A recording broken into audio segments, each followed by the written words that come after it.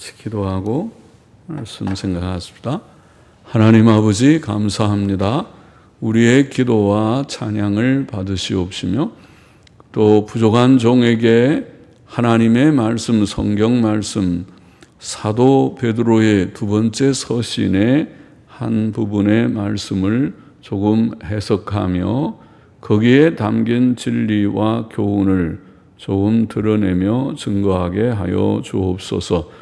종은 미련하고 무능하고 무지한 자이지만은 하나님의 영광과 또 주께서 모이게 하신 주의 양무리들을 위하여 유익하게 하시고 하나님의 말씀을 바로 전하게 하옵소서.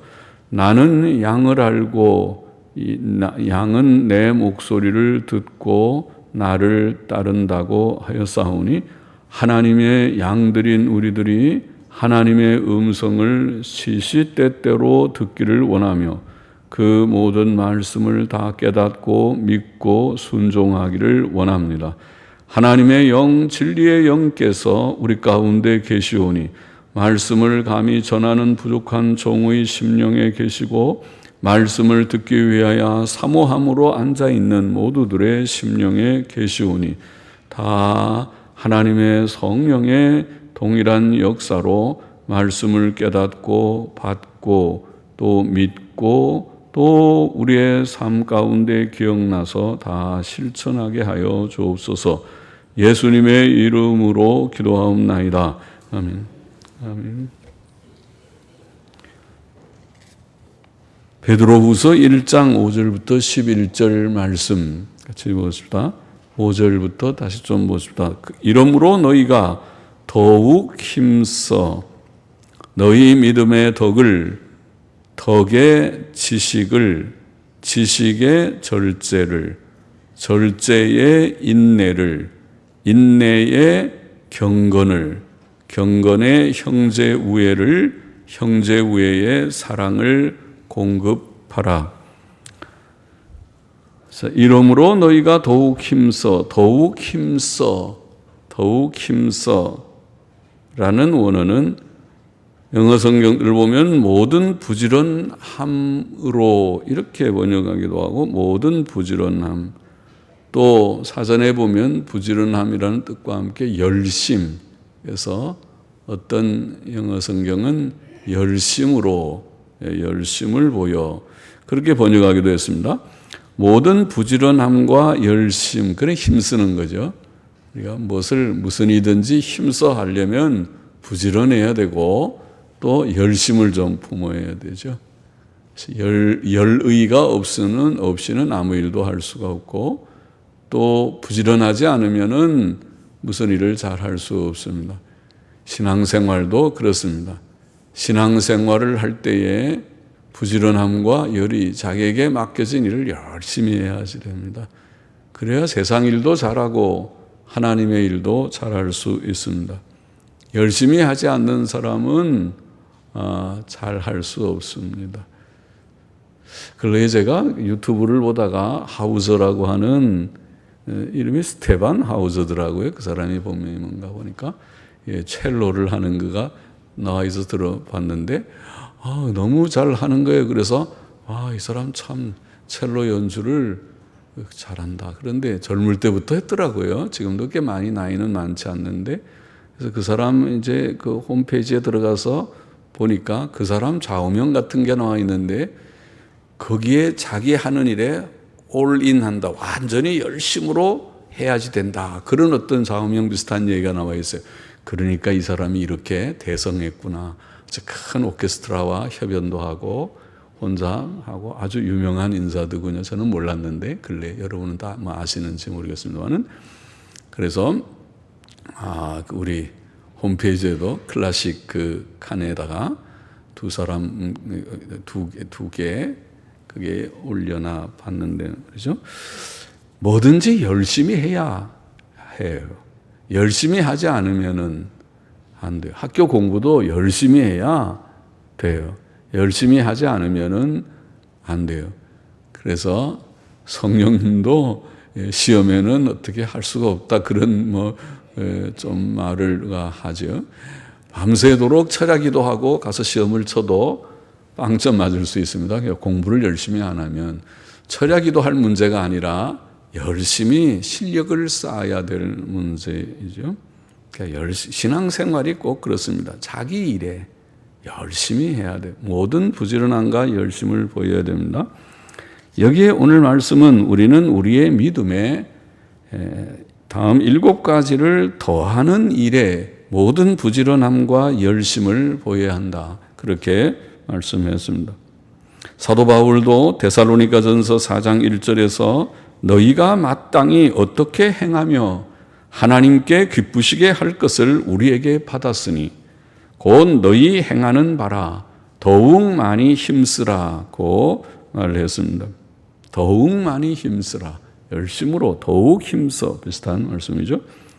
사도 베드로가 우리에게 더욱 힘쓰라고 교훈한 그 7가지 내용은 무엇입니까? 첫째는 덕이죠. 덕. 너희 믿음의 덕을 다 예수님 믿는다고 하지요. 예수님 믿을 것입니다. 믿으니까 또 이렇게 예배드리러 나오셨죠. 주의를 지키죠. 아예 지키지도 않는 사람은 믿지 않는 사람이죠. 믿음의 자녀라 하더라도, 믿는 집안의 자녀라 하더라도 주의를 지키지 못하고 있는 사람은 믿음이 없는 사람이겠죠. 그러죠. 예배 잘 안 드리는 사람은 믿음이 없는 사람이겠죠. 예배 드리면 믿음이 있다고 보이는데 그 중에 물론 예배 드려도 믿음이 없는 사람도 있겠지만은 믿음이 있다고 보이는데 믿음만 가지면 다 되는 것이 아니고 믿음이 제일 중요하지만은 믿음이 전부와 같지만은 여기에 오늘 성경 본문은 믿음에 더하여서 7가지를 힘쓰라, 더욱 힘쓰라, 열심을 품고 부지런하게 그 일을 하라. 첫째가 뭐라고요? 덕을 세우라. 덕이 무엇인가? 덕은 선한 성품을 가르친다고 말할 수 있습니다. 믿음에는 선한 성품이 필요하다. 선한 성품이 필요하다. 그런 말입니다. 믿음이 선한 성품을 수반하지 않는다면 그것은 죽은 믿음이든지 아니면 심히 부족하고 결함이 있는 믿음일 것입니다. 믿는다고는 하지만은 그 믿음이 선한 성품으로 표현되지 않는다면 조금 수상한 믿음이죠. 그 믿음이 바른 믿음인가? 결함이 있는 믿음입니다. 참된 믿음은 그것은 당연히 선한 성품으로 나타나는 것입니다. 우리가 인격과 삶이 변화된다 그런 표현을 종종 하는데 그렇습니다. 변해서 선한 성품을 품게 됩니다. 그것을 힘써야 된다. 힘써서 내가 주님을 믿지만은 내 성품이 선한 성품이 됐느냐, 덕스러운 성품이 됐느냐, 선한 덕스러운 그런 성품을 조금이라도 형성하고 있느냐, 힘써야 되고 자기를 반성해야 됩니다. 둘째는 지식을 더하라. 믿음의 덕의 지식이 필요하다. 선한 성품이 필요하고 지식이 필요하다. 그렇게 말합니다. 지식은 하나님의 진리에 대한 지식입니다. 하나님의 진리는 하나님의 뜻을 나타내는데 그것은 성경에 기록되어 있습니다. 그러므로 예수님을 믿는 자는 성경책을 시시때때로 읽고 듣고 배우고 묵상하기를 힘써야 하고 열심으로 우리가 성장하려면 성화를 이루려면 지금 여기에 덕을 위해서도 힘쓰고 지식을 위해서도 힘쓰라.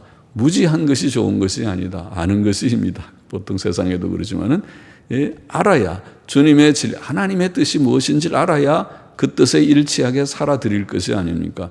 하나님은 이것을 원하는데 자기는 엉뚱하게 하나님의 뜻은 모르고 자기 좋아하는 것만 알아서 이것을 위해서 산다면 되겠습니까?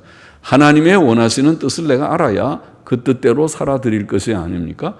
그러면은 지식이 필요한데 지식은 성경에 있으니까 성경책을 읽고 또 듣기도 하고 많이 들으면 시시때때로 들으면 바른 말씀, 잘못된 말을 자꾸 들으면 오히려 방해가 되죠. 그래서 사실은 성경에 관한 얘기도 좀 접어놓고 또 성경에서 뭐 관계되는 얘기들은 좀 접어놓고 성경 본문이 무엇을 말하느냐, 목사들의 설교도 그럴 수 있죠. 저는 목사지만은 목사님들의 설교를 들을 때 저 성경 본문하고 다른 자기 얘기를 하고 있는데 자기 얘기를 할 바에는 거기에 맞는 성경 본문을 읽든지, 그 본문은 그 뜻이 아니에요. 그 뜻을 본문 읽고 왜 그 얘기를 장황하게 하시나요? 그런 마음에 좀 생각을 젊을 때 들었었어요. 그 뜻이 그거 아닌데요. 그걸 우리가 흔히 영해를 한다고 그러죠. 성경 본문을 읽어놓고 말은 비슷하지만은 본문의 뜻하고는 다른 자기의 얘기들을 그 얘기가 틀린 얘기는 아닐 수 있지만은 그런 얘기 하시려면 그 본문을 가지고 하시면 그게 관계되는 본문도 성경 어디엔가 있을 텐데요. 왜 엉뚱한 본문 읽어놓고 엉뚱한 설교를 그렇게 하시는지 모르겠어요. 그런 생각을 한 적이 많이 있었습니다. 성경 말씀을 바르게 잘 우리가 읽고 듣고 배우고 묵상하기를 힘써야 지식이 생기겠죠. 하나님의 뜻에 대한 지식, 진리의 지식이 더하여져서 그래서 바른 길을 가게 될 것입니다. 성경을 읽지 않는 것이 성화를 이루지 못하는 그런 일이 되는 것입니다. 성경을 읽지 않으니까 성장하지 않습니다. 밥 안 먹고 자라는 애들 봤나요? 건강한 애들은 식욕이 왕성해서 뭐든지 음식을 잘 먹고 뭐든지 잘 먹고 야채도 잘 먹고 과일도 잘 먹고 견과류도 잘 먹고 고기도 잘 먹고 생선도 잘 먹고 흔히 편식하지 않고 뭐든지 골고루 잘 먹어야 건강한 것입니다. 그러죠. 마찬가지로 성경도 창세기부터 계시록까지 골고루 성경을 두루두루 이것저것 잘 먹으려고 잘 읽으려고 해 건강하지. 자기 좋은 것만 몇 개만 읽고 아이고 요거는 어려워서 못 읽겠어요 건너뛰고 이렇게 하면은 하나님께서 주신 뜻을 원만히 잘 이해하겠는가요? 그러지 말고 인내심을 좀 갖고 성경을 열심히 창세기부터 계시록까지 하나님께서 주신 책을 쭉쭉 많이 읽고 많이 묵상하면 그러면 골고루 5대 영양소를 잘 섭취하게 되듯이 될 것입니다. 셋째는 절제라고 말했습니다. 지식의 절제는 지식에 있어서 먼저 필요하다고 보입니다. 우리는 하나님에 관해 지극히 조금 알고 있을 뿐입니다. 또 그 지식은 전적으로 성경책에 의존하고 있습니다. 그러므로 우리는 성경에 밝히 계시된 것만큼만 하나님을 알도록 해야 하며 하나님께서 성경에 계시해 주시지 않은 것을 지나치게 상상하거나 성경에 없는 얘기들을 상상하면 그러면 이제 이단이 되는 것입니다. 예? 그래서 믿지 않는 사람이 죽으면 귀신이 된다든지 소위 귀신파, 귀신 쫓아내는 축기파, 신비주의파가 될 수 있습니다. 성경에 없는 얘기들을 하기 시작하면 그렇게 됩니다. 그래서 성경에 없는 것을 지나치게 상상하거나 주장하지 말아야 하는 것입니다. 고린도전서 4장 6절에 보면 내가 너희를 위하여 이 일에 나와 아볼로를 가지고 본을 보였으니 이는 너희로 하여금 기록한 말씀 밖에 넘어가지 말라 한 것을 우리에게서 배워 서로 대적하여 교만한 마음을 먹지 말게 하려 함이라. 기록한 말씀 밖에 넘어가지 말라. 그래요.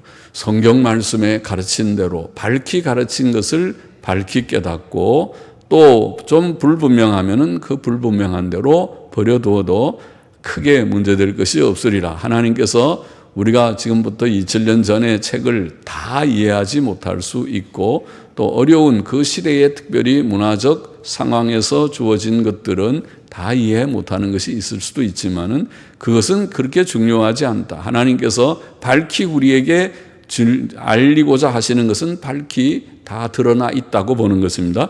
그것이 우리가 웨스민스터 신앙고백 1장에 나오는 성경의 명료성이라고 하는 그런 우리의 신념입니다. 하나님께서 우리의 구원을 위해서 우리의 의로운 생활을 위해서 성경을 계시하실 때 불명료하게 계시하지 않습니다. 명료하게 무엇을 믿어야 될지 어떻게 살아야 될지 명료하게 계시했어요. 그게 명료성입니다. 그러나 모든 성경의 모든 부분이 다 명료하다는 것이 아니라 어떤 불명료한 면이 있어도 그것은 중요하지 않다. 명료한 부분, 무엇을 믿어야 될지에 대해서 잘 모르는 것이 아니고, 불명료한 것이 아니고, 무엇을 믿어야 될지, 우리가 죄인이니까 예수님 믿어야 되는 건 너무 명료하고, 또 어떻게 살아야 될지, 이것이 의가 이것인지 저것인지 너무 명료해서 십계명을 이해 못하는 사람 없고, 복음의 도리를 이해 못하는 사람이 없다는 거예요. 그래서 성경의 명료성을 우리가 믿고 하나님의 말씀을 우리가 늘 가까이 하되 넘어가지 말아야 할 것이다. 또 절제는 지식뿐만 아니라 우리가 누리는 즐거움에 있어서도 필요합니다. 하나님께서는 우리에게 먹는 즐거움, 결혼의 즐거움 등 삶의 즐거움을 주셨습니다.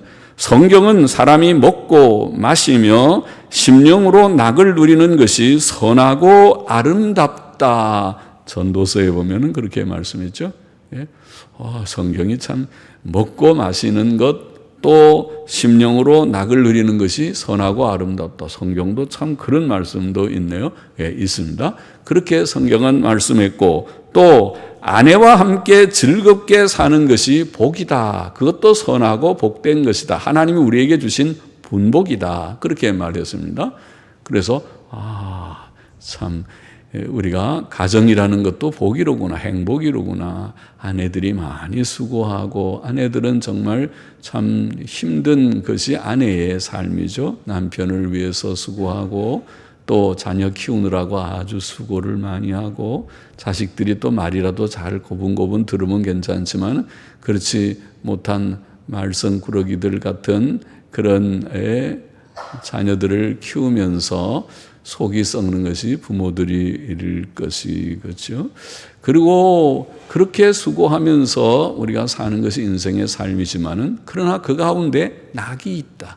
가정의 낙, 즐거움, 수고를 한 만큼의 즐거움이 있고 애들이 그러면서 크면서 또 효도를 한다고 하면 또 즐거움이 있고 인생에 사는 수고 속에서 즐거움이 있고 먹고 마시는 즐거움이 있다. 이렇게 말했는데 그러나 우리는 죄되는 것이 아니라 하더라도 이런 즐거움, 먹고 마시는 즐거움, 결혼의 즐거움 이런 것이라 하더라도 육신적 즐거움에 빠지는 것이 되지 않도록 빠지는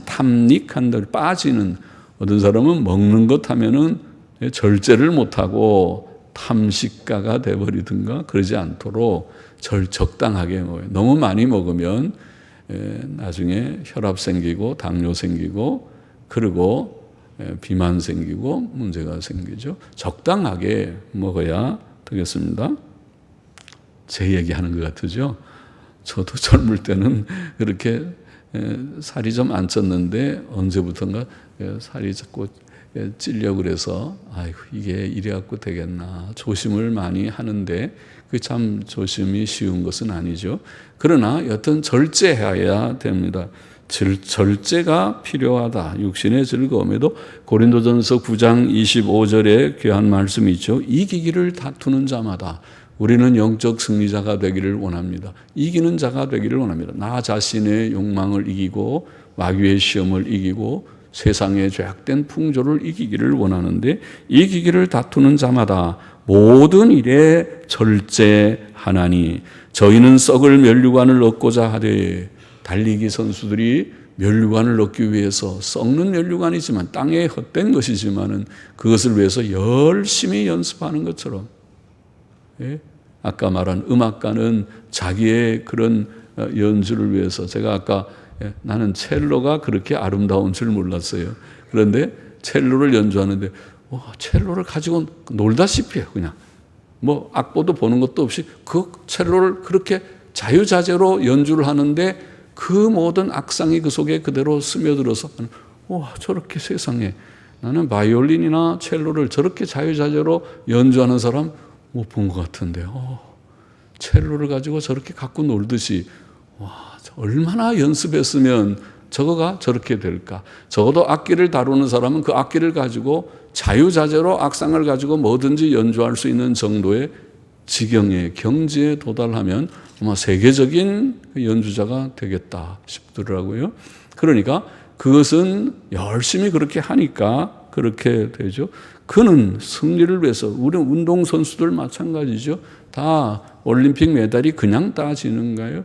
올림픽에 대단한 그런 성과를 거두는 그런 선수들은 피나는 노력을 해서 얻는 것이죠. 그러니까 그렇게 세상도 그렇게 하는데 우리가 신앙생활에 있어서 내가 승리하려고 하면 절제라고 하는 것을 해야 된다고 지금 말하니까 절제의 훈련, 절제. 아무거나 시간을 24시간, 4시간이니까 아무렇게나 빈둥빈둥 내가 쓴다. 그것도 절제하면 없는 거예요. 시간이 금인데 얼마나 귀한 시간인데. 저도 지금 그런 얘기 자주 너무 많이 해서 재미가 없지만은 앞으로 80살에 내가 죽으면 좋겠다 생각할 때 10년밖에 안 남았으니 우와 10년이면 얼마나 빨리 가는데 지금 여기 와서 24년인가 몇 년 지났는데도 후딱후딱 10년이 빨리 지나던데 큰일 났다. 10년 동안 내가 뭐를 하다가 갈고 그런 고민을 하게 된다. 제가 그런 얘기 몇 번 했는데요. 그러니까 시간이 얼마나 귀한 시간인데 그 시간을 쪼개서 무엇인가 열심히 하지 않고서는 우리가 시간 낭비하고 죽을 때 너 뭐하고 왔냐 주님 물으시면 머리나 극적 내가 이렇게 하다 보니까 그냥 왔네요. 내가 아무것도 별로 한 거 없이 그냥 죽었네요. 그렇게 할 거라고요. 그렇게 하기를 원하십니까? 주님 앞에 설 때 머리 극적 하기를 원합니까? 아니면 주님 제가 부족하지만 이렇게 좀 하려고 노력하다 왔습니다. 보고서를 내야 될 거 아닙니까? 그처럼 이기기를 다투는 자마다 모든 일에 절제해야 된다. 자기의 즐거움도 조금 절제하고 또 적당히 모든 생활을 규모 있게 절제해서 내가 선한 일, 하나님이 기뻐하신 일을 힘써야겠다. 절제가 필요하다. 넷째는 인내라고 말했습니다. 우리는 이 세상에서 겪는 여러 가지 고난 중에서 오래 참고 인내해야 합니다. 우리는 말세의 대환난의 시대에 믿음과 인내를 가져야 한다. 계시록 13장 10절의 말씀을 기억합니다. 또 우리가 형제를 사랑할 때도 인내가 필요합니다. 사랑은 오래 참고 참 어려운 얘기죠. 이 사랑을 얘기하는데 참는 얘기가 왜 먼저 나오는가? 저는 그렇게 생각을 했었는데 그러나 살면서 보니까 그래요. 정말 사랑한다는 것은 참 사랑한다면 사랑하기 때문에 참는 것이죠. 기다려주고 웬만한 것을 좀 참고 품고 가는 것이죠. 그것이 사랑이로구나. 아, 옳다. 사랑은 오래 참고 그렇게 시작하는 게 옳다. 사랑은 오래 참고 사랑은 모든 것을 참고 모든 것을 견딘다. 고린도전서 13장의 말씀을 우리가 또 생각하게 됩니다. 우리는 하나님의 기도 응답을 기다릴 때에도 오래 참고 기다려야 합니다. 신앙생활에는 모름지기 인내가 필요하구나. 그래서 인내를 더하라. 인내를 위해서 더욱 힘쓰라. 다섯째는 경건이라고 말했습니다. 경건은 창조자, 섭리자 하나님을 항상 인식하며 의식하면서 하나님 두려워하고 하나님 앞에 사는 것을 말한다고 흔히 말하죠. 경건은 하나님 앞에서 사는 것이다.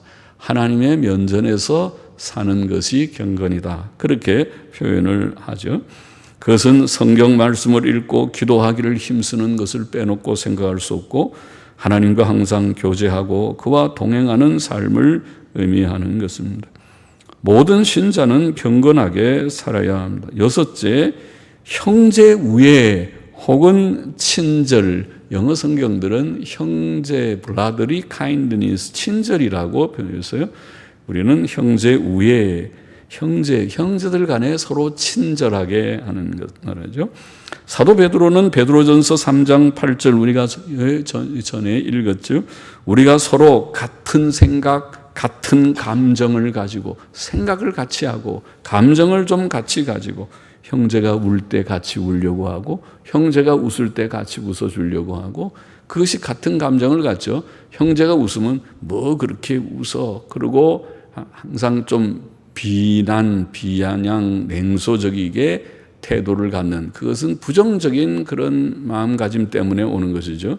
그런 것이 아니라 동감하는, 같은 생각, 같은 감정을 가지는 것이 필요하고 형제를 사랑하고 상대에 대해서 부드러운 마음을 가지고 친절한 생각을 가져야 한다. 그렇게 우리가 생각했었죠. 친절한 생각, 부드러운 마음, 친절한 생각, 이것이 형제 우애, 형제에 대한 친절이라고 볼 수 있습니다. 사도 바울도 로마서 12장 19절에서 형제를 사랑하여 서로 우애하라고 가르쳤습니다. 하나님께서는 이런 사도들의 가르침과 같이 우리가 서로 사이좋게 지내기를 원하십니다. 예수님 믿고 교회 생활하는 것은 대단한 무슨 높은 차원의 것이 아닙니다. 무슨 집회를 하고 야단스럽게 하고 무슨 행사를 하고 굉장히 뭘 해야 뭐가 예수를 잘 믿는 것이 아닐 것입니다. 예수를 믿는다는 것은 주님을 진실이 알고 사랑하고 형제들 간에 우애하고 사랑하면서 실천하는 주의 선한 일을 힘쓰는, 서로 사이좋게 지나지 못하고 분열되고 분파를 이루고 서로 다투고 서로 미워하고 시기 질투하고, 그것이야말로 하나님께서 가장 미워하시는 죄악된 모습 중에 하나일 것입니다. 그러지 말고 서로 사이좋게 지내고 온유하고 겸손한 마음으로 상대방에게 친절하게 대하기를 하나님께서 원하십니다. 7째는 사랑이라. 사랑이라는 말은 우리가 잘 아는 아가페라는 말입니다. 앞에 있는 형제 우애라는 말은 필라델피아, 우리 미국에 있는 한 도시의 이름이죠. 필라델피아라고 하는, 필라델피아라는 형제를 사랑한다는 그런 단어이고, 여기에 사랑이라는 말은 그야말로 아가페. 아가페는 좀 더 형제 우애보다 강한 뜻을 가집니다. 이것은 우리를 사랑하신 하나님의 사랑과 같은 사랑, 곧 무조건적 희생적 사랑을 나타내는 말입니다. 이런 사랑이 아니고서는 원수까지도 사랑할 수 없는, 원수를 하더라도 내가 사랑하리라, 사랑해야 된다, 사랑해야만 한다, 그 사랑이 아가페의 사랑입니다.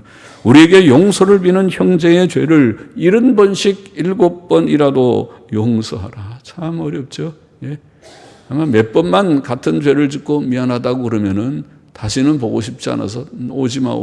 이제 너랑 나랑은 끝이니까 제발 나를 내버려둬. 관계하지 말고 이제 끝. 전화도 하지 마. 그렇게 하고 싶은 것이 사람의 심정이겠지만은 예수님 말씀하시기를 70번씩 7번이라도 와서 미안하다고 말하면은 품어주라. 용서해주고 품어주라고 말씀했습니다. 사랑은 허다한 허물을 덮습니다. 사랑은 율법의 완성이라고 말했습니다. 8절 9절 보십시다. 이런 것이 너희에게 있어 흡족한 즉 너희로 우리 주 예수 그리스도를 알기에 게으르지 않고 열매 없는 자가 되지 않게 하려니와, 이런 것이 없는 자는 소경이라 원시치 못하고 멀리 보지 못한다는 거죠. 그의 옛 죄를 깨끗게 하심을 잊었느니라. 만일 우리에게 위와 같은 내용들 7가지의 내용이 있으면 우리가 주 예수 그리스도에 대한 참 지식에 있어서 열매 없는 자가 되지 않겠지만은, 이런 것이 없는 자는 내세와 천국을 바라보지 못하는 소경과 같고 하나님께서 그의 옛 죄들을 깨끗게 해주셨음을 잊어버린 자와 같다고 말하였습니다. 우리가 정말 천국을 바라보는 눈이 있다면, 멀리 바라보는 눈이 있다면 가까이에 있는 이런저런 문제를 크게 여기지 않을 것입니다. 그거 큰 문제가 아닙니다. 세상에 다 불완전한, 성화의 불완전, 우리의 부족, 마귀의 시험이 많은 이 세상에서 다 있을 법한 일이고 있는 일입니다. 흔히 있는 일들입니다. 이런저런 일을 크게 여기지 않고 작게 여기고 천국을 바라보면서 하나님의 뜻에 초점을 맞추고 눈을 맞추면서, 그리고 내 현실 속에서 충실히 열심히 묵묵하게 나아갈 수 있는 것입니다. 10절 보시다. 그러므로 형제들아 더욱 힘써, 또 나와서 더욱 힘써 너희 부르심과 택하심을 굳게 하라. 이는 원문에 이는 너희가 이것을 행한즉 언제든지 실족지 아니하리라. 실족지 아니할 것임이니라. 사도 베드로는 더욱 힘써 너희 부르심과 택하심을 굳게 하라고 다시 강조하는데, 부르심과 택하심은 우리의 구원을 가리키는 말이죠. 하나님이 우리를 택하시고 불러주셨습니다. 우리가 하나님의 부르심과 택하심을 얻은 증거는 우리의 참된 믿음과 회개라고 할 수 있습니다.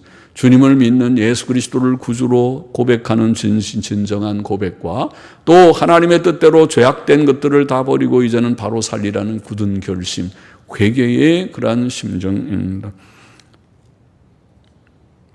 그러므로 우리는 믿음의 덕과 지식과 절제와 인내와 경건과 형제 우애와 사랑을 공급함으로써 우리의 구원을 굳게 해야 한다는 말씀입니다. 그렇죠? 지금 말한 이런 7가지는 바로 우리가 주님을 진실히 믿는 믿음의 표가 되고 회개의 열매들이 되지 않겠습니까? 우리가 그렇게 해야 할 이유를 여기에 사도는 2가지로 다시 말하기를, 첫째는 우리가 이것을 행하면 언제든지 실족하지 않을 것이기 때문이라. 오늘 여기에 10절에 언제든지 실족지 않을 것이기 때문이라. 순종은 참된 믿음의 증표입니다. 우리의 믿음은 우리의 순종 행위를 통해 자라고 강해집니다.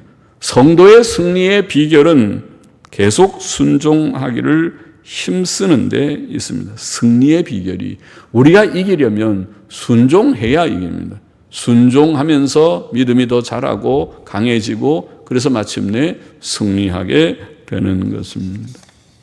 11절 보십시다. 또 이는, 2번째 이유로, 이는 이같이 하면 우리 주 곧 구주 예수 그리스도의 영원한 나라에 들어감을 넉넉히 너희에게 주시리라. 주실 것임이니라. 주실 것임입니다. 2번째 이유는 우리가 이런 것들을 소유하면, 지금 7가지의 내용들을 믿음에 더하여 더욱 힘써야 할 내용들을 소유하면 우리 주와 구주이신 예수 그리스도의 영원한 나라, 즉 영광의 천국에 넉넉히 들어가게 될 것이기 때문이라. 할렐루야죠.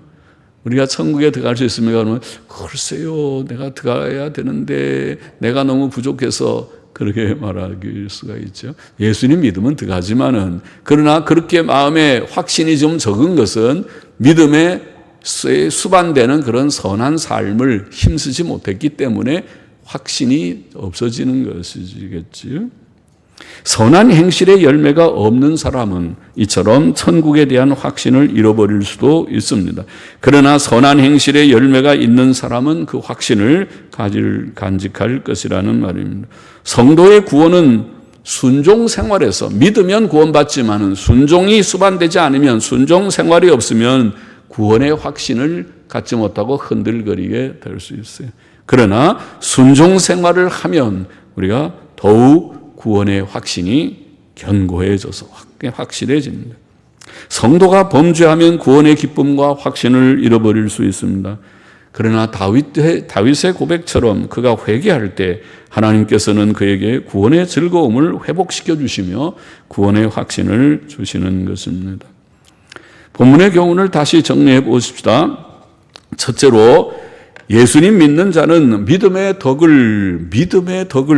덕의 지식을, 지식의 절제를, 절제의 인내를, 인내의 경건을, 경건의 형제 우애를, 형제 우애의 사랑을 공급하기를 더욱 힘쓰라. 참으로 예수님 믿는 자들은 성경이 말하는 이런 덕목들을, 이런 선한 열매들을 갖추도록 힘써야 하겠습니다. 둘째로, 우리는 하나님의 부르심과 택하심을 굳게 해야 한다.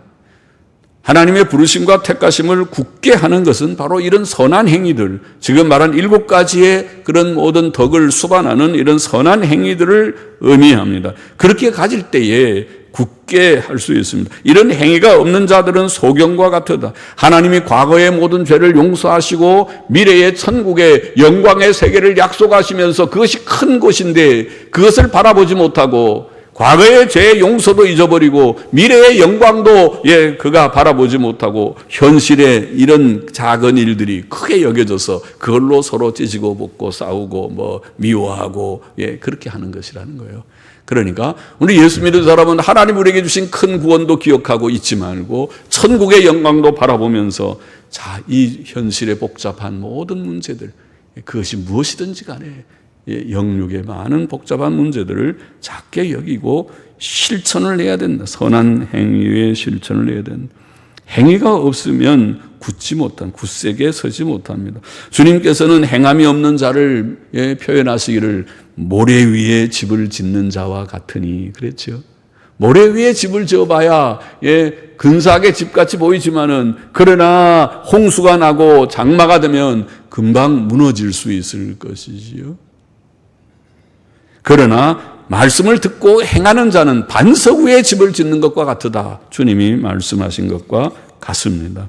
선한 행실이 필요하다. 셋째로 이렇게 우리가 선한 7가지의 그런 덕을 갖추게 될 때에 우리는 비록 우리 속에 죄성이 남아있고 이 세상은 마귀의 시험이 너무 많은 세상임에도 불구하고 어렵고 힘든 세상의 현실이 이 현실임에도 불구하고 우리가 이런 조금씩 7가지의 덕을 우리가 실천하면서 나아가면 이 세상에서 결코 실족지 않고 천국에 넉넉히 들어간다.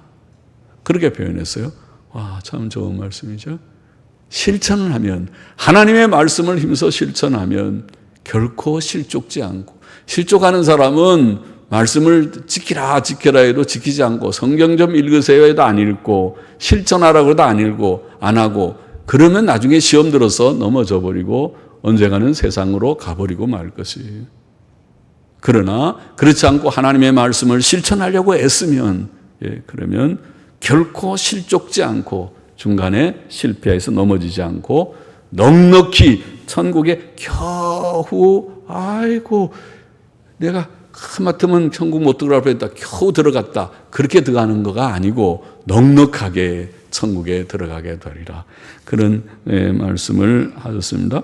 우리 모두가 다 그렇게 되기를 원합니다.